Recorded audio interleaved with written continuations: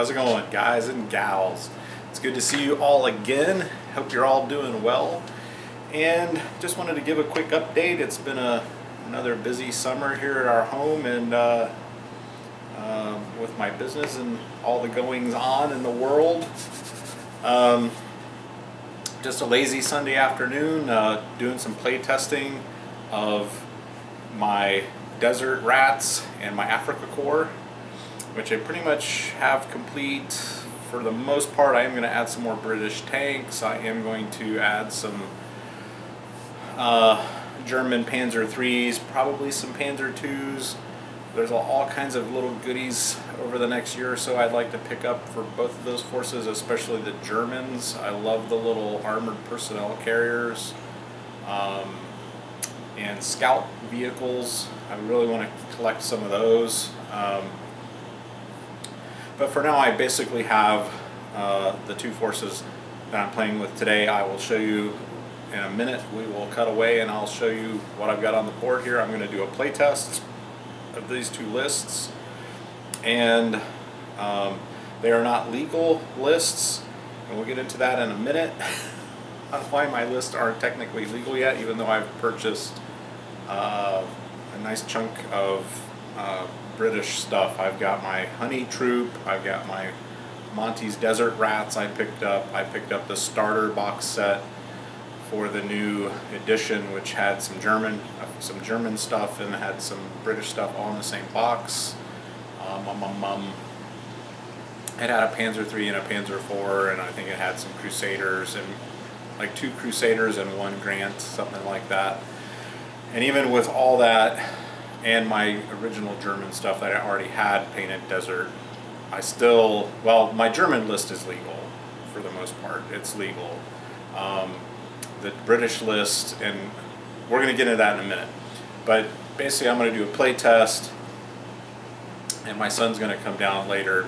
I'll reset the board, but I'm going to do an initial play test by myself so I can kind of get some ideas of strategy with the British forces in particular. You'll see this list has 1 German Tiger tank on the board, so that's going to be something to mess with for the Brits. So, overall impressions of my build so far. So I built some infantry, British infantry, I've built some Honey tanks, I've built some universal carriers for the Brits, I've built more 17 pounders, I've got 2 25 pounders, which I'm going to buy another kit of 25 pounders, which will bring me up to 6 25 pounders, which are artillery for those uninitiated. What else? I've got my Crusaders, I got my Grants, my Honeys, as I mentioned. I really like those little tanks. I'm going to try to scoot those up the flanks and do some damage.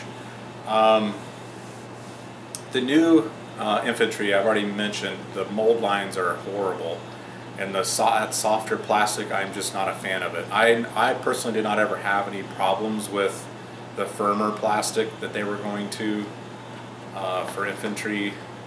I wish they would have stuck with that, because it was a lot easier to get the mold lines off with a hobby knife.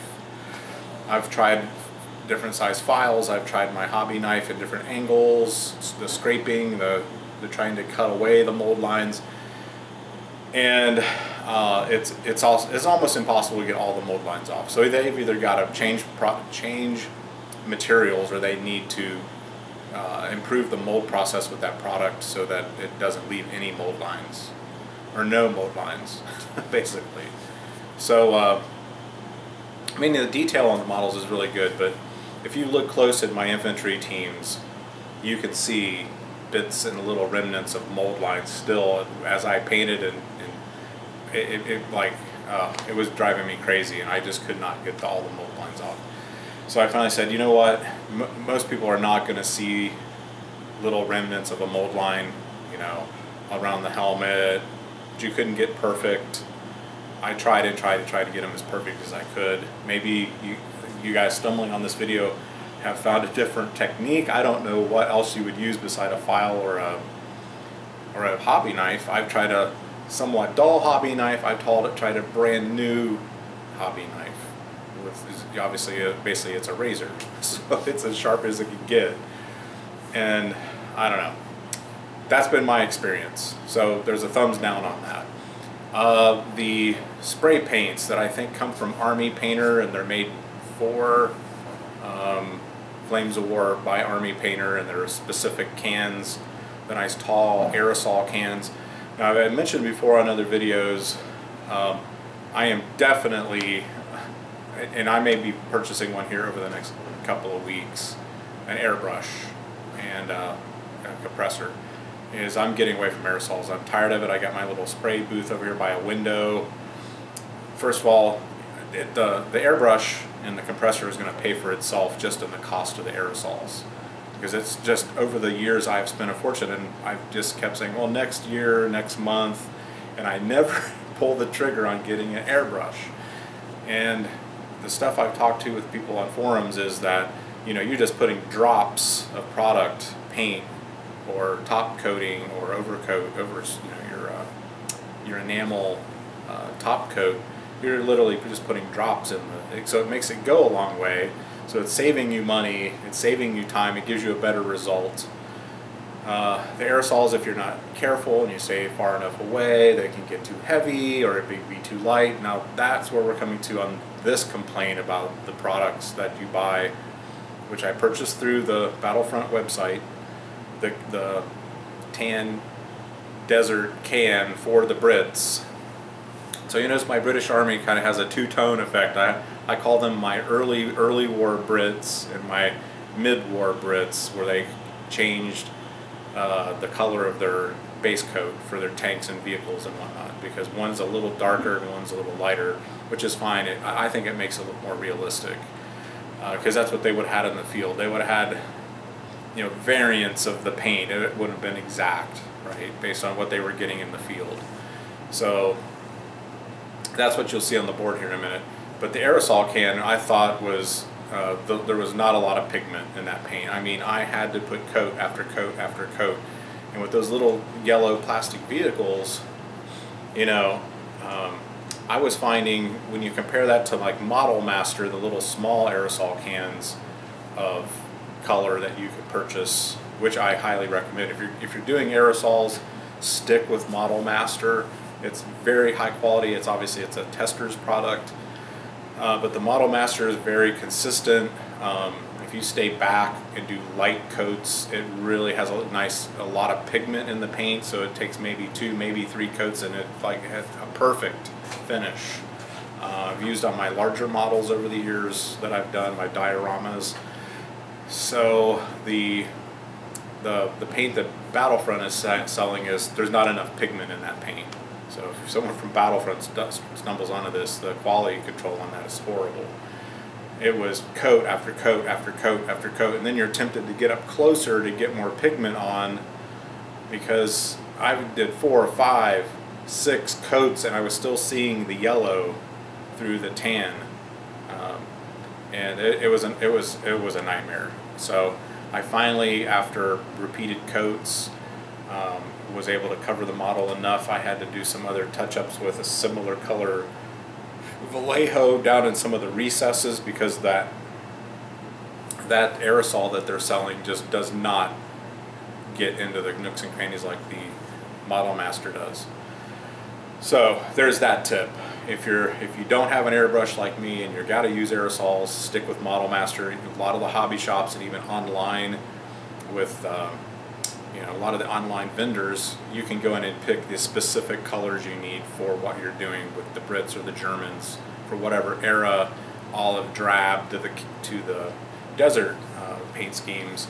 They have all those colors nailed down. So, but anyways, I'm moving to a airbrush. After this can, this experience with this can of paint, I said, that is it. I'm done. I'm going to airbrush. I'm going to start with that. So that's where we're at on that. 2 thumbs down on 2 of those products. I really like the plastic vehicle kits. They're fine. They're not very hard to put together. I filled my vehicles with sand before I put all the assemblies together, so they've given them a little bit more weight. But the infantry miniatures, the infantry teams that they are selling currently are garbage. They are terrible. So if you're going to go to the Plastic Soldier Company, if you can find another resource for 15 mil teams for your Flames of War, I would honestly recommend that you do that and save yourself the aggravation. But everything else I've purchased is fine. I like the new books. The new books are awesome. I like the history. I like the background that they give to the units. So a thumbs up on that for Battlefront. Thumbs up on the vehicles. I really like the vehicles. Being a resin and metal guy, that's what I started on, so that's what I tend to favor. But I have been able to pick up some of the older kits, vehicle kits, here and there. So keep an eye out on the interwebs. eBay. Even Battlefront still has some resin metal kits that they still are selling. So when you call to place your order, which I like to do, I call and I could feel them out. Hey, do you happen to have those in metal and resin? And they say, oh, you know what? I think we do have some of those floating around, and I want to grab those up because those will disappear eventually. So there's that. Now let's get to this whole thing. Why is my British list not technically tournament ready based off of the lists in the new book? So here's our Desert Rat book. Now here's what they're doing, and this is what, here we go, So you go to, let's take an example. So I bought the Monty's Desert Rat box, and I bought the starter box, which I mentioned earlier.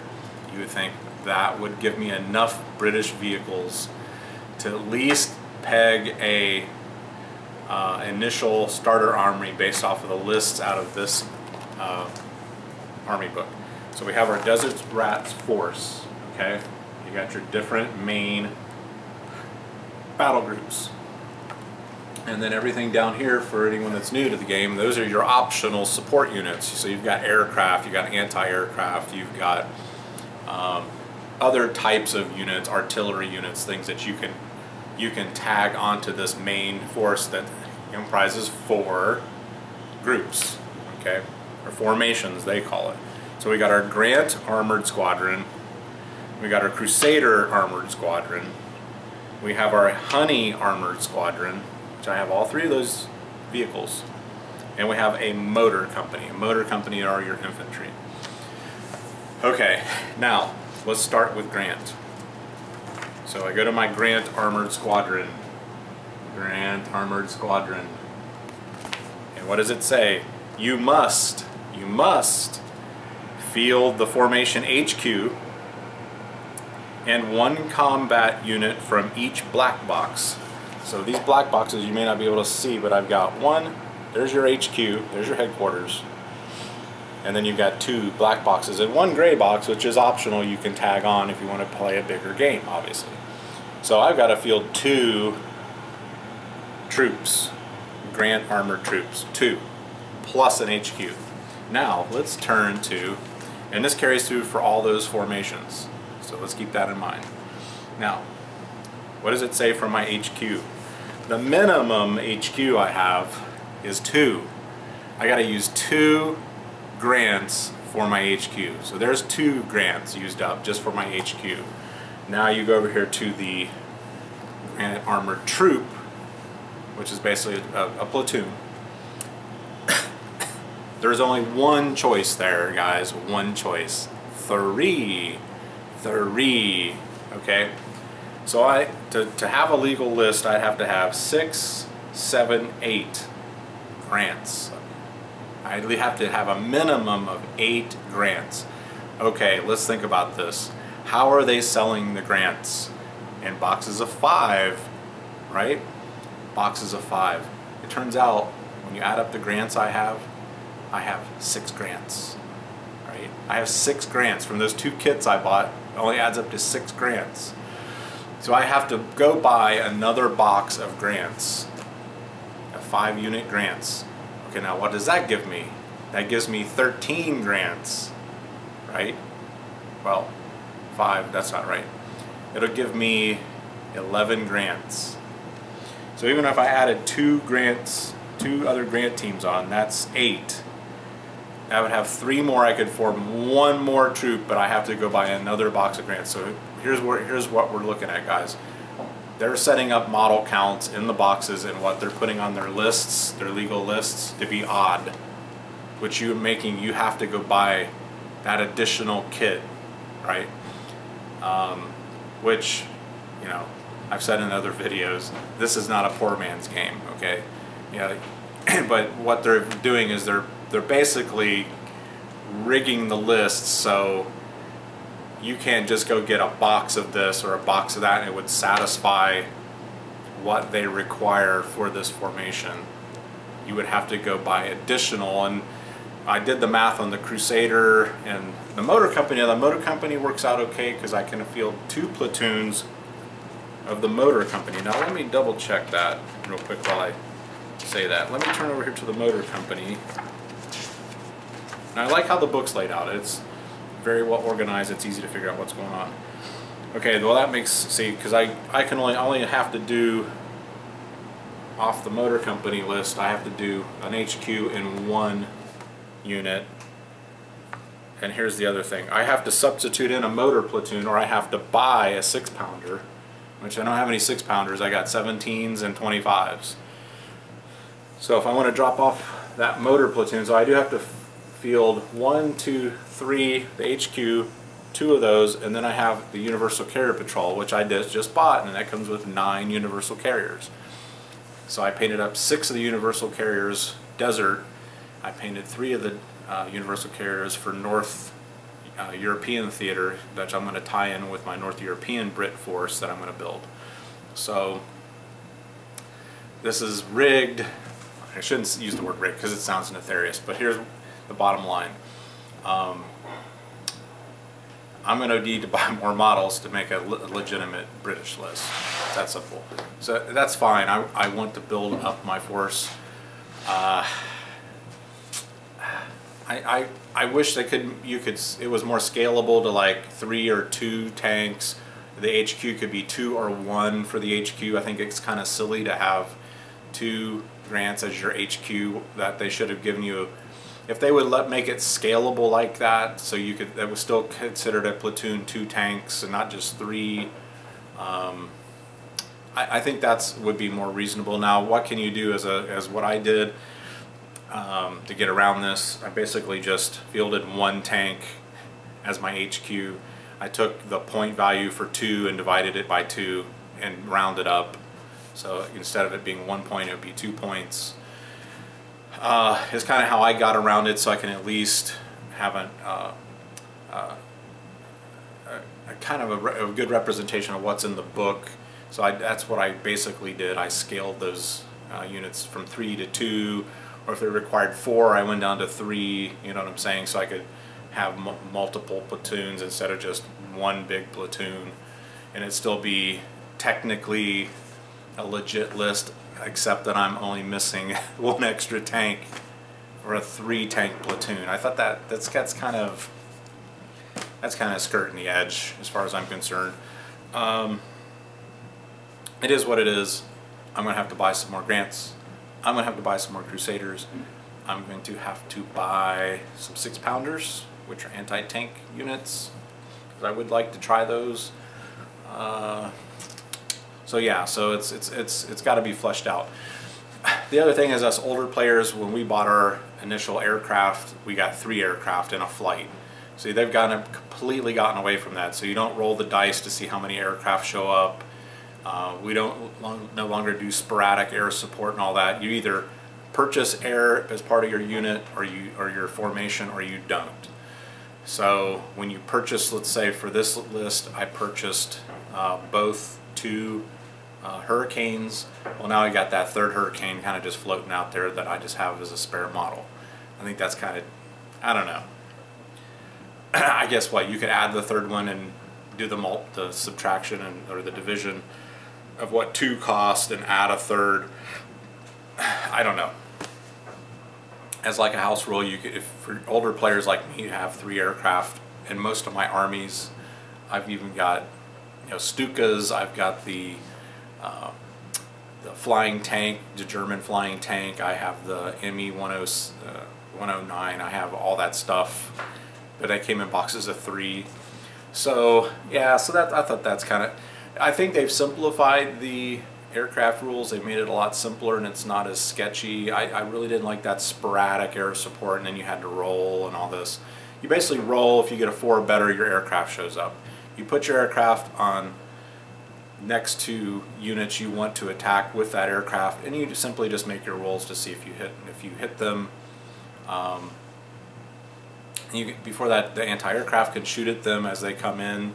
So they've made it a lot more straightforward, but that's kind of a thing where I was like, really? I think I'm just going to do what I said. I'm gonna add that extra point value on and bring in 3, so I can use all 3 of my models, and it just be a house rule. And if I go to a tournament, I'm gonna obviously only have to bring two Hurricanes. Just little stuff like that. For an older player, it seems kind of whatever. It's the German jet aircraft that came at the end of the war, the 262, I think. When I bought that model, it only came with 1 model. So yeah, there's some variations there. I think the newer kits come with the 2. So or you have 1 and you just attack once, and you can get basically 2 attacks. So that's kind of where we're at. Afrika Korps is done the same way. The number of vehicles you have could be 4, and you buy box sets of 5, right? So you got this extra tank hanging out there, and it's going to encourage you to what? Buy another box. So now you've got 10, but still you're only going to build a field 4 and 4 of the Panzer IVs as an example. You're still going to have that 2 hanging out there. I guess you could use as your HQ to have an HQ and 2 platoons of Panzer IVs. Now here's the other thing I didn't like about the Panzer IVs. That short, going from a short barrel to the long barrel, which the long barrel gives you more range and better anti-tank values on your rolls. But to get that long barrel on that Panzer IV costs you 4 points per tank. So a standard Panzer IV platoon is typically about 24 points, and then to add the long barrel on them brings it up to 40. It's like makes it ridiculously expensive to add that long barrel. So it's like then you're going to have all this mixed platoon. So my tip is, if you're just getting into this game and you're going to be getting some Afrika Korps and you're going to be getting Panzer IVs, I would suggest modeling half of your units as short barrels and the other half as long barrels. The advantage to the short barrel is they can sit back and do bombardments and shoot as artillery, which is kind of a nice feature. And you're still getting a 32-inch range on a direct fire range if you're shooting at, say, another vehicle or tank or other unit. You get 32-inch, but now you stretch that up to 40-inch with the long barrel, but you lose the artillery ability. I don't know. That's a strategic thing we're going to have to figure out. I had a platoon of short barrels modeled, and the rest of mine are all long barrels, so I'm going to have to play them as short barrels because I didn't want to pay the extra 4 points. So this list I'm going to show you on the board here in a minute are all short barrels technically on the list. It would have, because it's about 112 points per army. And you'll see the Brits is just like with the Soviets versus the Germans. They have a lot more volume on the table, but they're not nearly as powerful as the Germans. So the British really have to rely more on tactics, and that's what I'm going to be experimenting with here today, is my movements, what I'm moving where. But let's shoot to the table. I will kind of give you the lay of the land, so to speak, on the victory, how to score a victory on this game. Alright, so here we are, the German side. And we'll just go right down the list here. I've got a platoon here, or a team of Panzer IVs. They are all short barrel. Another team, all short barrel. I have my dreaded Tiger tank. It was too expensive to bring 2 with what I have with the British until I build the British up more, so we can have a bigger game. There's Rommel there in his staff car. I just thought I'd throw him on for giggles. I have 1 Panzer III. He's basically acting as a A scout, I kind of had to do the thing where I took the HQ, which was supposed to be 2 Panzer IIIs, and I divided it into half and just kind of count him as like a scout, kind of like a rogue tank is going to roam the battlefield and just try to take pot shots at units. Since all I have is that 1 Panzer III that came with my initial kit. So I'm going to be buying more Panzer IIIs for sure, because I like those little tanks, and that's the up-armored Panzer III, which is pretty kick butt, I think. All right, now here are my German infantry. They're currently mobile in these trucks. So I have basically the HQ, which would be the commander. See the commander there? He's in that smaller vehicle, and the rest of the troops are in those 2 trucks. And same with this one, same thing. 2 transport trucks and a leader transport vehicle. I did bring 2 88s. I'm going to use those against the Hurricanes, and I'm also going to sit them back since they have a 40-inch range, which is excellent, and take some pot shots at units downrange. The trick is, where am I going to locate them in this battle scheme? So I'll have to make that decision here soon.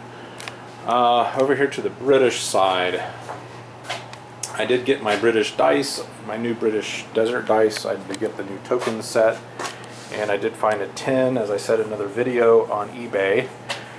There's my 3 Hurricanes sitting back ready to attack. Now here's the Brit Motor Company. Now here's how I'm doing mine for right now, since I only have those 2 transport trucks. I just did 3 Universals and a transport truck is carrying all these dudes during the game until they want to dismount and get out of their vehicles. The nice thing about the Universal carriers, guys, is you've got the weapons, so they can shoot and take part in the battle. Same thing with this unit, same exact setup. So you basically have 4 teams. You have your anti-tank gun, which is basically like a high-velocity rifle. You have your mortar team, and then you have your 4 Bren gun teams, is how they have this set up. There's my leader, and everybody's going to be traveling in 3 Universal carriers and 1 transport truck. So we got that going for us. There I've got my Grants. I got my 17 pounders within command distance. So 1, 2, 3, 4 17 pounders. And those things are deadly. Here's our Brit headquarters, which I failed to point out with the Germans. There's their headquarters. So you can win either way. You just win by attrition, or you can take one or the other's command post and seize the command post to win the game. I got a couple Crusader 2s, CS. I've got my Grants as a platoon. I've got 3 more Crusader 2 CSs. I have my Honeys, 5 Honeys. Technically, one of them is not supposed to be on the board. This is the stuff I'm talking about. I think you can only field 4 for a legitimate platoon, but I threw the other one in and just added the point cost. Pretty stupid if you ask me. There's another platoon of Grants. And technically, like I said, I'm still short 2 Grants as an HQ. I'm still short Crusaders to form a Crusader HQ. Technically, I should have that as my HQ, which it is. This is a platoon, and then I need another platoon to have a legitimate list. You know, I think that's stupid. I think you should, 1 platoon should be required as a black box, and the other 2 should just be gray box. That's just my feeling. So you can play a smaller game like this, and you're not having to run out and buy more models. You know, for someone that's maybe on a more of a tighter budget. And then there's my 2 25 pounders, and I'm using that as my spotter jeep for artillery spotting. So yeah, so that's what we're doing. This is the match. Those guys versus those guys, and we're gonna just have to see how it comes out. I'll keep you posted. So I'm gonna do this kind of like a little mini battle report. I'm gonna start doing my initial deployment, roll for deployment, set up my deployment. I'll show you my initial deployment, and we'll just take it just like that. All right, see you in a bit, guys.